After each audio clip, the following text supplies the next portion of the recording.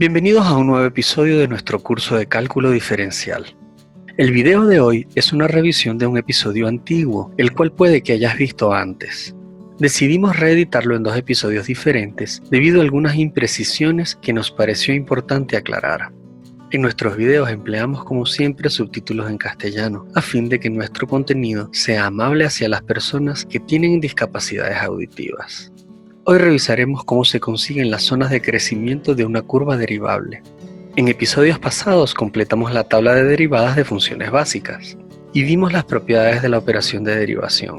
Vimos que en general cuando una función decrece su derivada es negativa y cuando crece su derivada es positiva. Este aspecto gráfico de las derivadas, sin embargo, no es del todo cierto.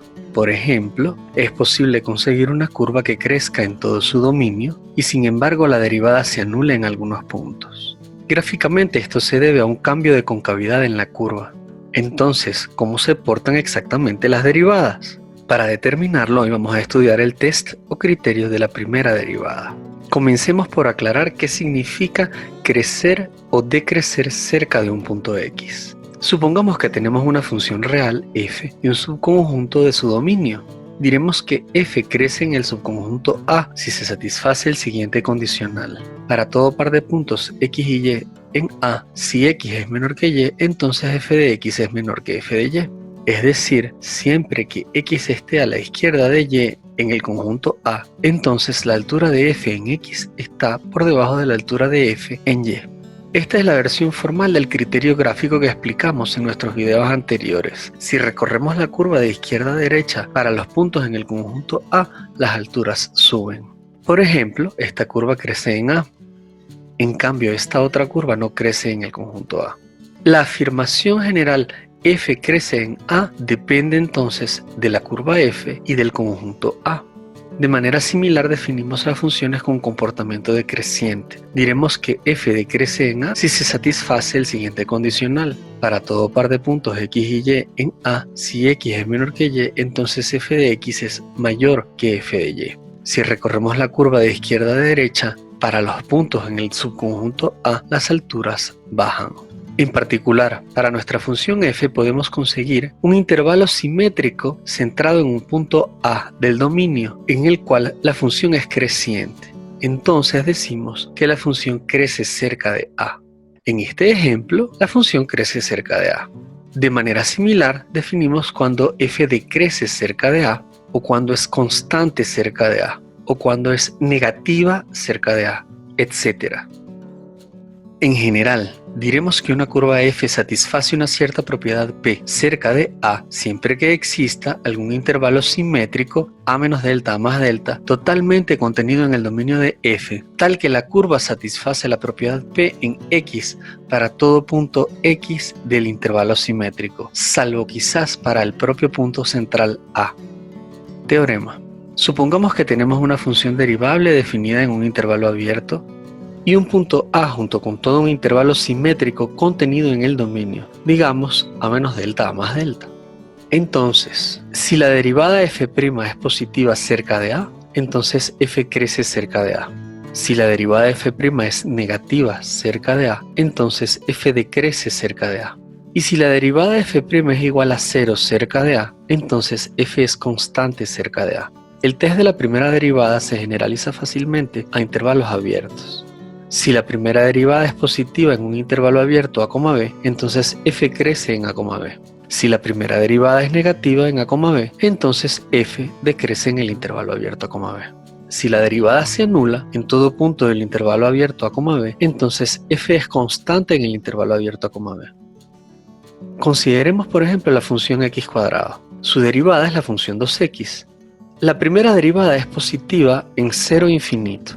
Ya que este es un intervalo, f crece en los positivos. De modo similar, la derivada es negativa cuando x está a la izquierda de 0, es decir, en menos infinito 0 abierto. Como este es un intervalo abierto, f decrece en los negativos. Finalmente, la derivada solo se anula en el punto 0. Los puntos con este tipo de comportamiento se llaman puntos críticos. En adelante diremos que A es un punto crítico de una curva f siempre que se presente la siguiente situación. Primera condición, la derivada en A vale 0. Segunda condición, la derivada no se anula cerca de A, salvo exactamente en el punto A.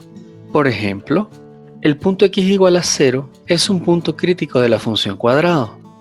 El punto x igual a 0 también es un punto crítico de la función cubo.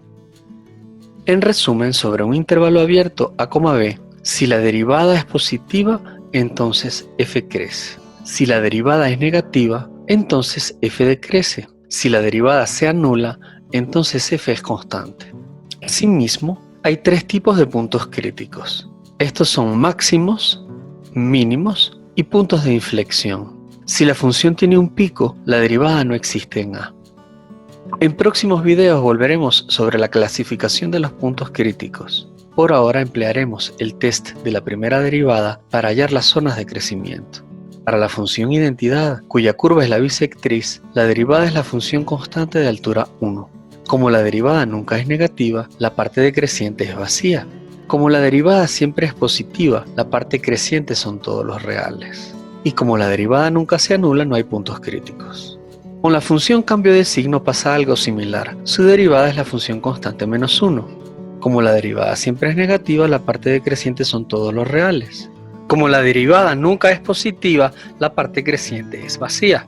Como la derivada nunca se anula, no hay puntos críticos.